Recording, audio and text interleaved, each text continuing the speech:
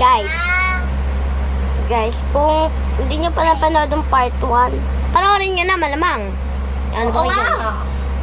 Ngayon ito nalipad na ulang, panoorin nyo din mamaya sa part 3. Yung nalipad na ulang ganito. Make me rough. Guys, tatalian ko rin silang dalawa. Lutong na ako. Ngayon na. Dali. Naulutang ako.